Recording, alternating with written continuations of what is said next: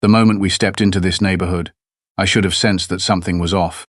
The sunlit street looked picture perfect, with its perfectly trimmed hedges and freshly painted mailboxes, but beneath that calm surface, tension hung thick like a gathering storm. My wife Mia and I moved here 6 months ago with our newborn son Ethan, hoping for peace after years of my deployments overseas. Our house was a modest sanctuary, a quiet refuge far from the chaos I once knew. But peace proved to be fragile, especially when you're living under the watchful eye of a certain neighbor. Karen Wilkins is the president of our homeowners association. She has that unsettling mix of relentless control and fake sweetness that makes you want to smile and nod while plotting your escape. From the moment we arrived, she made it clear that every blade of grass, every paint stroke, and every inch of our property was subject to her scrutiny. The neighborhood has rules that feel less like guidelines and more like chains. It's like living in a gilded cage, and Karen holds the key. I try to keep things low-key. After a decade as a Navy SEAL, I'm used to facing threats head-on, but I don't want that life here. Mia and I just want to raise Ethan in a safe, loving environment. The baby is everything to us, the anchor in my life that keeps me grounded. But Karen seems to have a problem with anything that doesn't fit her perfect little mold. It's like she sees my family as a threat to her order. There have been little battles already, notes left on our door about lawn care, complaints about noise, and once, a warning about the color of our curtains. It's exhausting, but I brush it off. Until today, when I got the notice about the mandatory fire drill, my gut twisted in a way I hadn't felt in a long time. Something about the timing, the way Karen's message was worded, felt off. I pushed the feeling aside, focusing on packing the diaper bag and getting Ethan ready. Little did I know, this routine drill was about to become the most dangerous moment of my life. That morning, the HOA's notice arrived, tucked under our front door like a quiet warning. The envelope was thick with official-looking papers, but it was Karen's signature at the bottom that made my skin crawl. The letter explained that there would be a mandatory fire drill for all residents, scheduled for the following afternoon. The tone was stiff, formal, but with an undercurrent of menace that only Karen could master. It wasn't just a simple safety exercise. It was clear she intended to make a show of control, to remind everyone that she was watching, and that no one would step out of line. Mia read the letter aloud while I packed Ethan's bag, her voice calm but tired. We had already endured so many petty demands from the HOA, and this fire drill felt like just another power play. The notice demanded that every family be present and ready at the designated assembly point within 5 minutes of the alarm. Failure to comply would result in fines, penalties, and potentially further action from the board. Karen was tightening the screws, no doubt about it. I thought about how the drill would disrupt our day. Ethan's nap schedule was fragile, and we had just settled into a quiet rhythm, yet there was no way around it. The neighborhood was ruled by rules, and Karen held the book. I glanced outside at the neighbors milling about, some grumbling quietly, others bristling at the thought of being forced into her little ritual. I caught the eye of Mr. Jenkins, the elderly man who lived down the street. He gave me a knowing look, the kind that said he had lived through Karen's reign too long to care anymore. As the day went on, I noticed Karen herself, moving through the neighborhood with purpose. She was dressed impeccably, a stern expression fixed on her face. She stopped at doors, reminding residents to be ready, her voice sharp but polite. Watching her, I felt a familiar tension coil in my chest. This wasn't just about fire safety. Karen had something else in mind, and I was about to find out exactly what. The sharp blast of the alarm cut through the quiet afternoon like a gunshot. Instinctively, I scooped Ethan up from his playmat, his tiny face scrunching in surprise. Mia was already gathering a few essentials in her arms, her calm steadying the flutter of nerves rising in me. Outside, the neighborhood erupted into a strange kind of chaos, with families pouring out of their homes, some hurried and anxious, others annoyed by the disruption. The fire drill was supposed to be a simple, quick exercise, but it quickly became clear that Karen intended it to be something much more. I glanced around and caught sight of her standing near the assembly point. She looked every bit the queen of this suburban kingdom, arms crossed, eyes sharp as a hawk, watching our every move. She barked orders with a voice that cut through the crowd, reminding everyone to stick to the plan and stay in their assigned spots. Her presence only seemed to raise the tension, like the whole neighborhood was walking a tightrope under her gaze. Trying to keep Ethan calm proved harder than I expected. His tiny hands reached up, clutching at my shirt, and his little whimpers tugged at my heart. Mia whispered soothing words, but even she seemed tense, her eyes flicking nervously toward Karen. I was torn between comforting my son and keeping an eye on Karen. Something about her behavior felt off, too intense, too calculated. As families lined up on the sidewalks, I noticed Karen moving closer, her smile thin and forced. She approached a few neighbors, leaning in as if sharing a secret, her eyes flicking quickly toward me and Mia. It was clear she had her own agenda, and it didn't involve anyone's safety. My senses, honed by years of training, were on high alert. I scanned the crowd, looking for anything out of place. People were jittery, whispers spreading like wildfire. Just as I began to relax, thinking the drill would soon be over, I caught Karen's hand slipping into her bag. My pulse quickened. Whatever she was planning, it wasn't good. The serene suburban facade cracked in that moment, revealing something darker beneath. I tightened my grip on Ethan, ready for whatever came next. The fire drill was no longer just a test of emergency procedures. It was turning into a fight I hadn't seen coming. Before I fully registered what was happening, Karen had closed the distance between us. She moved with a suddenness that didn't belong in the slow, controlled world of HOA meetings and neighborhood watch patrols. One moment, I was holding Ethan, trying to soothe him, and the next, she reached out and snatched him from my arms. Her grip was ironclad, her face twisted into something fierce and determined. The world seemed to tilt, everything slowing down as I stared in disbelief. My voice caught in my throat. "Give me back my son." I managed to choke out, but Karen didn't hesitate. She clutched Ethan tightly, cradling him like a prize, and started moving away, weaving through the crowd that had suddenly become a blur of shocked faces and murmurs of confusion. Panic erupted around me. Neighbors stopped in their tracks, some frozen by surprise, others whispering frantic questions, but no one stepped forward to stop her. I shouted for help, but the words felt hollow. Karen's control over this neighborhood was stronger than I had imagined, and it seemed no one dared to challenge her. I watched helplessly as she slipped past the last few people blocking her path and disappeared down a side street. Adrenaline slammed through me, sharp and demanding action. I had no time to think about how or why she was doing this, only that my son was in danger. I sprinted after her, the pounding of my heart matching the thunder of my footsteps on the pavement. Ethan's cries pierced the air, small but urgent, fueling my resolve. Karen glanced back once, her eyes wild, but there was no hesitation in her pace. She knew exactly what she was doing. My mind raced through every possibility, trying to figure out what could have driven her to this. Was it revenge? Control? Some twisted sense of righteousness? None of it mattered in that moment. All that mattered was getting Ethan back. The neighborhood, once orderly and quiet, was now a chaotic maze. People moved aside, some with sympathy, others with fear in their eyes. I could hear someone calling the police, but I didn't have time to wait for help. I was trained for moments like this. Years of preparation and experience had taught me to act swiftly, decisively, and without hesitation. As I closed the distance, my hands reached out, muscles coiled and ready. Karen faltered for a split second when she saw me coming, a flicker of uncertainty crossing her face, but then she gritted her teeth and pushed forward. I caught up, grabbing her arm firmly, but without causing harm. "Let him go," I said quietly, my voice low but unwavering. She resisted, twisting away, but I wasn't about to let her win. The crowd around us had grown silent, watching the tense standoff.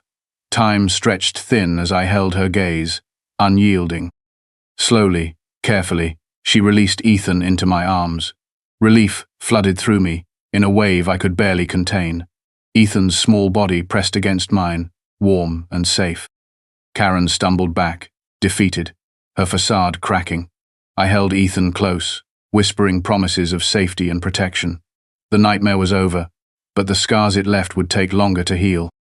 The fire drill had become a battleground, and I realized then that the quiet suburban life I wanted was already slipping through my fingers. But I wasn't about to let anyone take my family from me. Not now, not ever. Holding Ethan close, my breath finally began to steady, but my mind was racing faster than ever. The shock of what just happened felt like a distant echo compared to the storm inside me. Karen's desperate act wasn't just a random outburst, it was a challenge, and challenges were something I had faced many times before, though never quite like this. Most people around here only knew me as a quiet neighbor, someone who kept to himself and his family. They saw the tired eyes of a new father, the man who traded the battlefield for diaper changes and sleepless nights. What they didn't know was the life I left behind, the training that still lived in my muscles and mind. Before I became a husband and father, I was a Navy SEAL. That chapter of my life felt like a different world. The intensity of the missions, the precision of every move, the discipline that demanded absolute focus, it was a world built on survival and strategy. I had been trained to read situations in a heartbeat, to react instinctively with lethal efficiency when the stakes were highest. That training never really left me, even now, tucked away in this suburban bubble. I remembered the long nights in grueling training sessions, the physical and mental drills that pushed me beyond limits I didn't think I had. Every skill I honed was designed for moments just like this, moments where hesitation could cost lives. I had faced enemies far more dangerous than Karen, but this felt personal in a way nothing else had. My hands still tingled with the echoes of readiness. I scanned the quiet street, alert to any sign of threat or movement. My family's safety was my mission now, and no bureaucratic rule or petty neighbor drama would stand in the way. I thought about the countless hours spent planning, the silent preparations made during deployments, all converging into a singular purpose to protect what mattered most. There was a cold clarity that came over me, the same focus that had saved me and my teammates countless times in hostile environments. Fear was there, but it was drowned beneath determination. The instincts I had sharpened in the field kicked in automatically. I wasn't just a new dad. I was someone who had faced darkness and come back stronger. As I looked down at Ethan, peacefully asleep in my arms, I made a promise to myself that nothing would threaten him again. The neighborhood might be a battleground of rules and petty power plays, but I was ready. Karen's reckless move had awakened something dormant inside me, a reminder of who I really was beneath this quiet, suburban life. This was no longer just about a stolen moment of peace. It was about standing up and fighting back, using every skill I had to protect my family and put an end to this madness. The calm facade I wore was gone.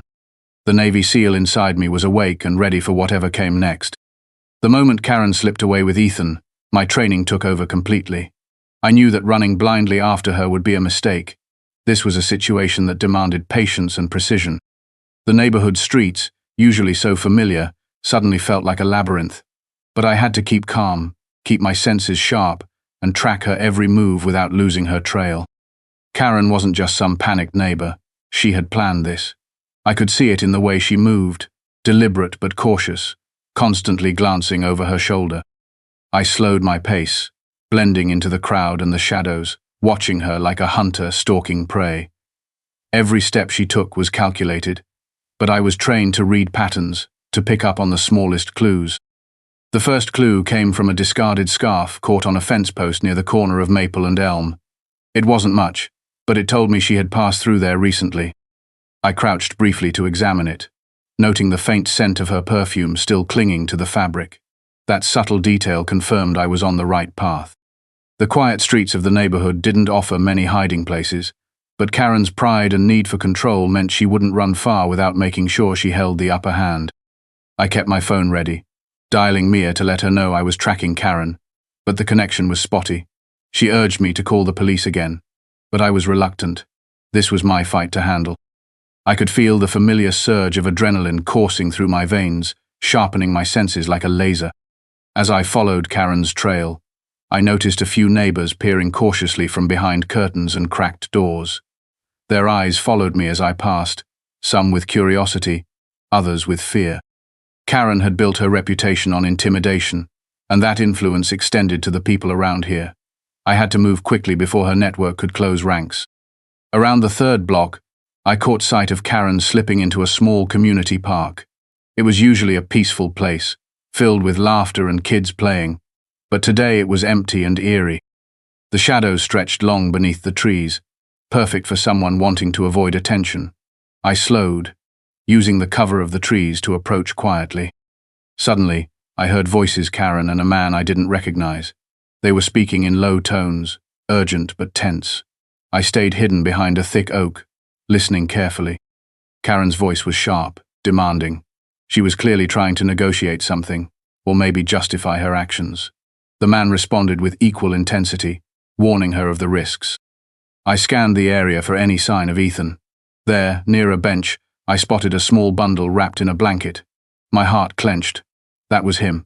Karen stood nearby, watching like a hawk. She hadn't expected anyone to follow her, and now that she knew I was close, her posture stiffened. I knew I had to act fast but carefully. The last thing I wanted was to put Ethan in harm's way during a confrontation. I took a deep breath, tapping into every ounce of patience I had learned in years of training. The element of surprise would be my greatest advantage. I circled around the park's edge, using the playground equipment and shrubs as cover. Each step was deliberate, every movement calculated to avoid detection. My mind ran through possible scenarios. What if Karen had allies? What if she had weapons? What if this was a trap? I was ready for all of it. The training drilled into me the importance of preparation and flexibility. Nothing about this situation was ordinary, but that was nothing new. I was a Navy SEAL. I would find a way to get Ethan back. As I closed in, Karen's sharp eyes caught mine for a fleeting second. A flash of recognition passed between us. She realized the game had changed. Whatever plans she had made now had to contend with someone who refused to back down. The quiet streets of this neighborhood were about to witness a reckoning they never expected. The tension in the air was thick as I stepped closer to Karen, the blanket-wrapped bundle in her arms unmistakably my son Ethan. The park, usually a place of carefree play, felt transformed into a stage where every second was weighted with danger and consequence. Karen's eyes darted nervously, her smile gone, replaced by a cold edge I hadn't seen before. She wasn't just some meddling neighbor anymore. She was someone who had crossed a line she couldn't uncross.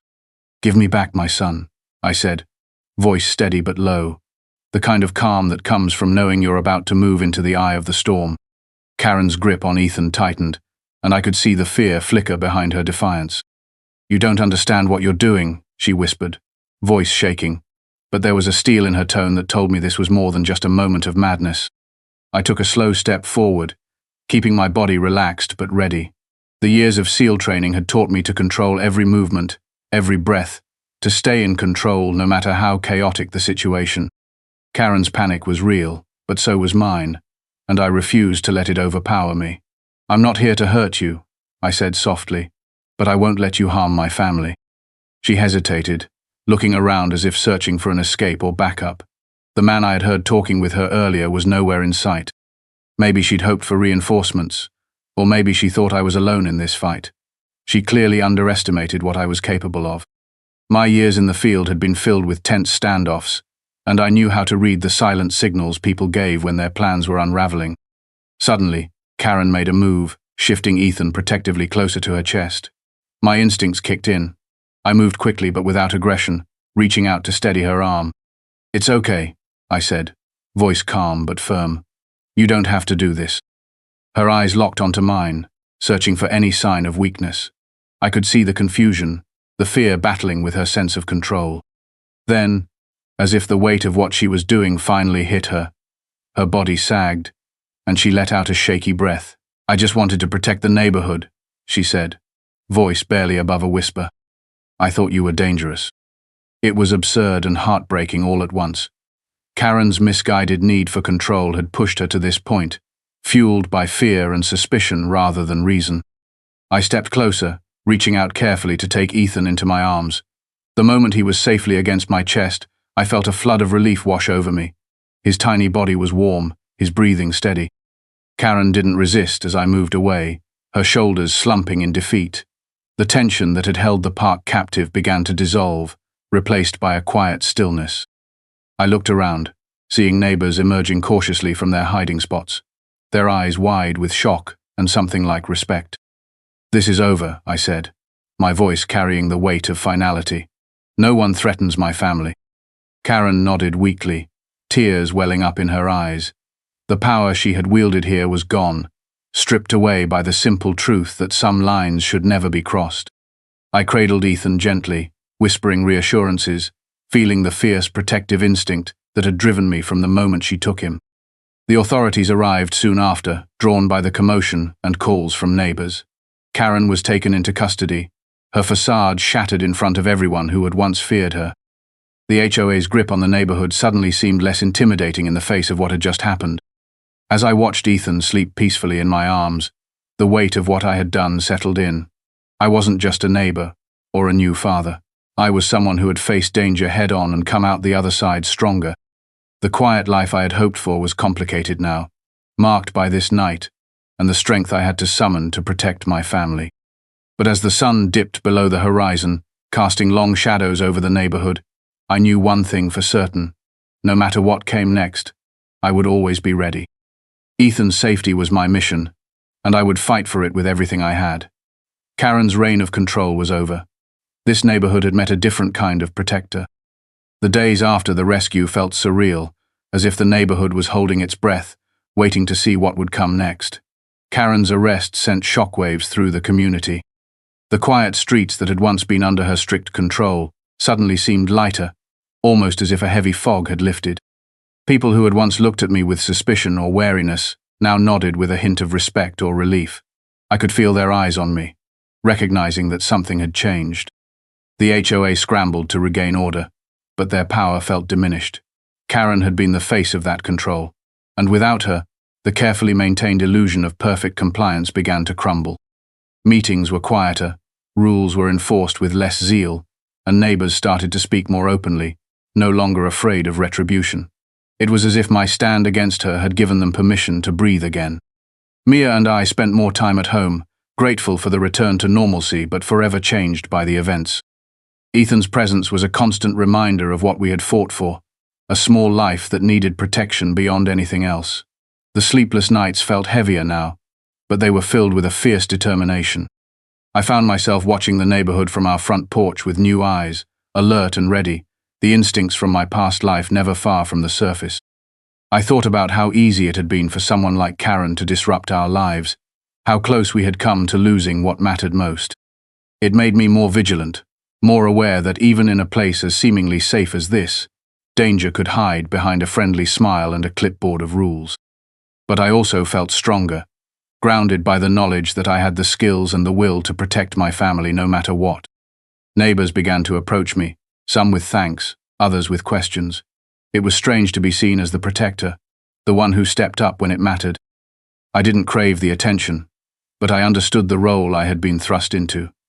The quiet man next door was no longer just a face in the crowd. I was a father, a former Navy SEAL, and someone who would stand firm against any threat. As the neighborhood slowly healed, I realized that this was only the beginning. Protecting my family meant staying vigilant, ready for whatever challenges might come next. But for now, there was peace. And with Ethan in my arms, that was enough.